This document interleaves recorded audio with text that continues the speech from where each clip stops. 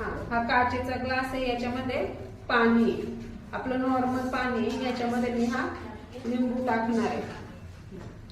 तर पहा, हा लिंबू पाण्यामध्ये बुडाला, याचा अर्थ पाण्यापेक्षा लिंबाची घनता जास्त आहे। घनता जास्त असणे म्हणजे काय, तर लिंबू हा पाण्यापेक्षा जड आहे।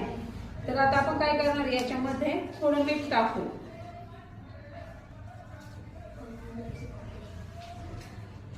तर पहा, या पाण्यामध्ये आपण मीठ टाकलंय, चांगलं विरघळून घेतलं हे मीठ। आता या पाण्यामध्ये, मिठाच्या पाण्यात आपण हा लिंबू टाकणार आहे।